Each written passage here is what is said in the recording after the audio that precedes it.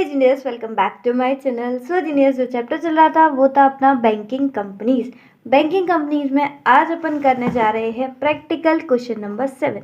तो फटाफट से अपनी कॉपी और पेन निकालिए, प्रैक्टिकल क्वेश्चन नंबर 7 को भी आसान बनाते हैं।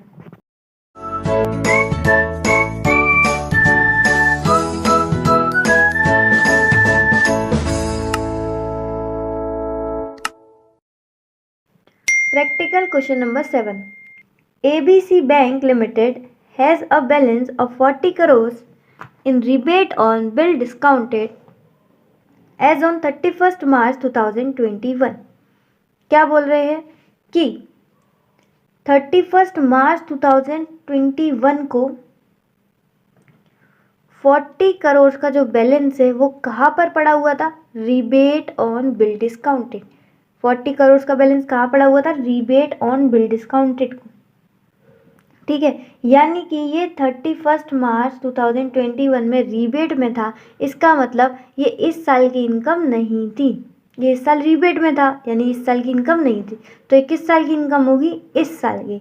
यानी ये इनकम होगी 1 अप्रैल से लेके 31 मार्च 2022 की। ठीक है, इस ईयर की इनकम होगी।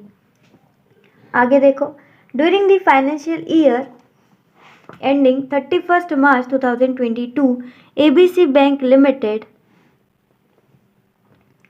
bills of exchange 5,000 crores charging interest at the rate 40% and the average period of discount being 146 days. ठीक है, तो सबसे पहले तो इन्होंने ये बोल दिया कि लास्ट ईयर ये रिबेट में अमाउंट पड़ा था, यानी कि इस साल की इनकम होगी। ठीक है, पहला पॉइंट। दूसरा पॉइंट क्या बोला? इस साल भी तो उन्होंने किए होंगे ना बिल डिस्काउंट, तो इस साल जो बिल डिस्काउंट किए हैं वो कितना अमाउंट किया है? 5,000 करोड़ का। उस 5,000 करोड़ में कितनी थी डिस्काउंट? कितना काटा था उन्होंने? 14%। ठीक है, आगे बढ़े। Bills of exchange of 500 crore were due for realization. क्या लिखा हुआ है आगे? रियलाइजेशन के आगे from acceptors customers after 31st March 2022। यानी ये जो बिल है वो कब रियलाइज होंगे? After 31st March 2022। After 31st March 2022।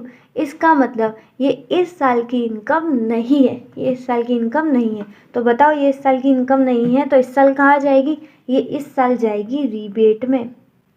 कहाँ जाएगी? ये इस साल जाएगी रिबेट में। ठीक है ना, कैलकुलेशन वगैरह अपन कर लेंगे, उसकी कोई दिक्कत नहीं है, जब क्वेश्चन सॉल्व करेंगे तब। ठीक है, अभी लोड नहीं लेना बिल्कुल, अब सिर्फ सिंपली हम क्वेश्चन रीड कर रहे हैं। You are requested to pass general entries in the books of ABC bank limited for the above transaction. तो हमें ये आगे ऊपर जो हमें ट्रांजेक्शन दे रखी थी, इससे रिलेटेड हमें क्या करना है? जनरल एंट्रीज पास करनी है। बहुत ही सिंपल है, आसान है। आ जाओ फटाफट कॉपी पर सबसे पहले लिखो प्रैक्टिकल क्वेश्चन नंबर 7, बिल्कुल पेज के मिडिल में। ठीक है, इसी तरीके से एग्जाम में करना है। किसकी बुक्स में बना रहे हैं? In the books of ABC bank limited. क्या कर रहे हैं? Journal entries. जनरल एंट्रीज का simple format particular debit amount, credit amount. ठीक है, अब ये सारा अमाउंट जो है हमें करोड़ में दे रखा था, तो यहाँ पर हम भी लिख लेते हैं ये चीज़, ताकि हमें बार बार लिखना ना पड़े। ओके, तो सबसे पहले अपन पहली जनरल एंट्रीज पार करते हैं। ठीक है, फर्स्ट जनरल एंट्री किससे रिलेटेड करेंगे? जो पिछली साल रिबेट में था। ठीक है, जो अमाउंट पिछली साल रिबेट में था, यानी वो इस साल की इनकम होगी, तो रिबेट को कहाँ ट्रांसफर कर दें? इस साल की इनकम में। तो लिखो मेरे साथ साथ, रिबेट ऑन बिल डिस्काउंटेड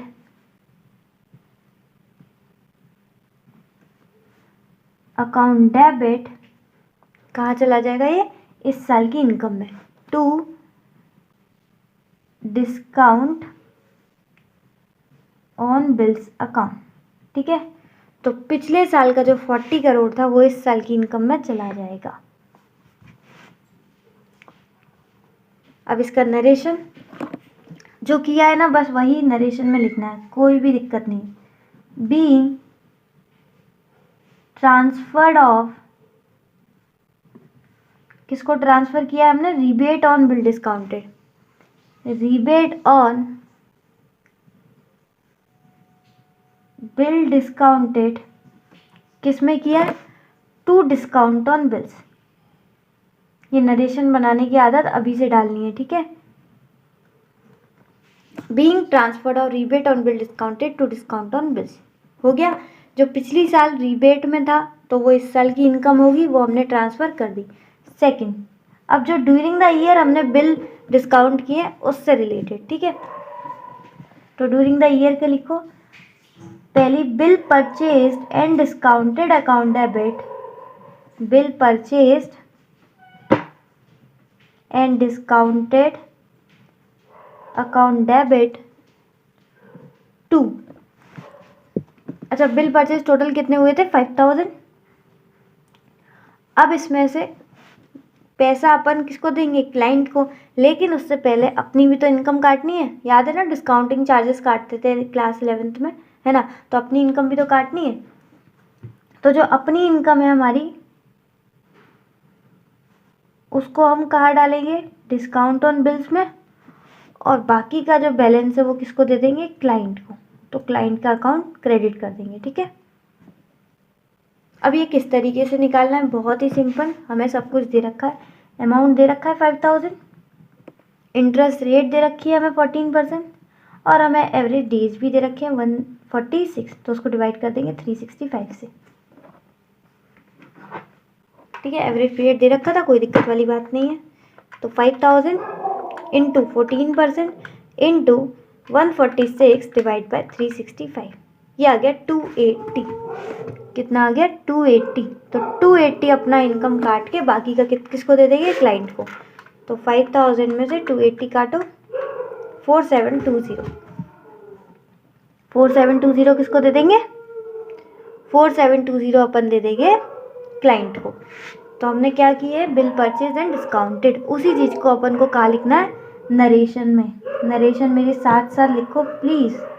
जो भी खाली देख के बोला है हाँ हाँ हमें आता है, भाई नहीं आज चलते एग्ज़ाम में, इसलिए अभी से प्रैक्टिस करो। बिल परचेज बीइंग लगाना भूल गई मैं, being bill purchase and discounted, ठीक है। तो यहाँ पर हमारी दूसरी एंट्री भी ख़त्म होती है। सिंपल जा रहा है ना अभी तक, कोई दिक्कत हो तो बताना मुझे कमेंट सेक्शन में। थर्ड, अब ये जो डिस्काउंट हमें इतना सारा मिला है, अब इसको बाइफरकेट करेंगे, ठीक है। इसका कुछ पैसा जो इस साल की इनकम है वो P&L अकाउंट में जाएगा, और जो इस साल की इनकम नहीं है वो बताओ कहाँ जाती है, जो इस साल की इनकम नहीं होती है वो जाती है रिबेट में, ठीक है, रिबेट में। तो हम वही करेंगे, तो डिस्काउंट ऑन बिल्स हो जाएगा debit, discount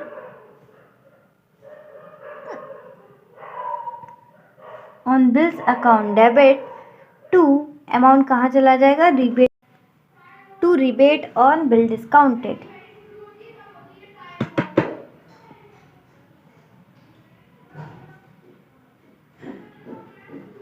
to rebate on bill discounted. अब इसका अमाउंट देखो कैसे आएगा। तो हमें बता रखा था कि कुछ बिल्स का जो अमाउंट है यहाँ पर दे रखा था 500, विजिबल है आप लोगों को, 500 का जो बिल्स है वो कब हुए, आफ्टर 31 मार्च 2022। हम कब तक का बना रहे हैं, 31 मार्च 2022 का, और ये कब है, आफ्टर 31 मार्च 2022 का। यानी ये इस साल की इनकम नहीं है, ये किसकी है, नेक्स्ट ईयर की इनकम है। तो इस साल ये कहाँ पर जाएगा, इस साल ये जाएगा रिबेट ऑन बिल डिस्काउंटेड में, और अमाउंट कितना है आपको बता रखा है 500, ठीक है।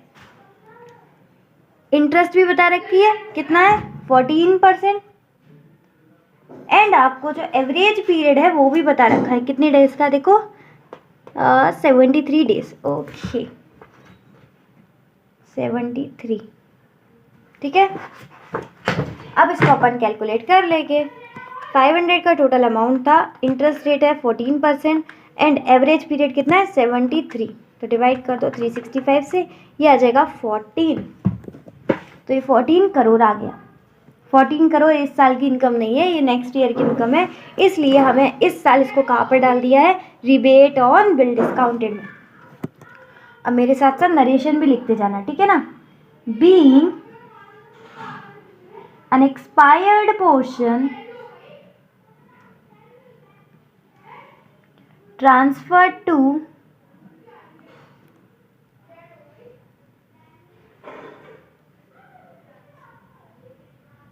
rebate on bill discounted, ठीक है। ओके, लास्ट एंट्री अपनी एंट्री नंबर 4। अब जो इस साल की इनकम है वो कहाँ जाएगी? जो इस साल की इनकम है वो जाती है P&L अकाउंट में। ये तो बहुत ही सिंपल। तो इस साल की इनकम कहाँ जाएगी? P&L अकाउंट में। तो discount on bills account debit to P&L account. अब इसका अमाउंट कैसे कैलकुलेट होगा? देखो, सबसे पहले जो लास्ट ईयर रिबेट में था, जो लास्ट ईयर रिबेट में था यानी वो इस साल की इनकम होगी। तो ये 40 हमारी जो है, ब्लू पेन से बताती हूँ मैं आपको, ये 40 जो है वो लास्ट ईयर रिबेट में था यानी कि ये इस साल की इनकम होगी। तो 40 को प्लस कर लेंगे और इस साल टोटल डिस्काउंट ऑन बिल्स कितना मिला? 280, इसको भी प्लस कर लेंगे। तो 40 प्लस 280, और जो इस साल की इनकम नहीं है यानी ये 14, ये अपन माइनस कर देंगे, ठीक है। तो इस साल की इनकम हम कैसे कैलकुलेट करेंगे? सबसे पहले 40 जो पिछली साल रिबेट में था यानी इस साल की इनकम है, प्लस इस साल हमें टोटल कितना मिला? 280, जिसमें से कि 14 हमारी इस साल की नहीं थी तो उसे हमने हटा दिया। तो चलो फटाफट से 40 प्लस 280 माइनस 14, ये आ गया 306 करोड़। 306 करोड़ हो गया। अब लिख दो फटाफट इसका नरेशन। Being amount transfer to P&L account. तो हमने अमाउंट कहाँ ट्रांसफर कर दिया? P&L अकाउंट में, ठीक है ना। कोई दिक्कत तो नहीं है?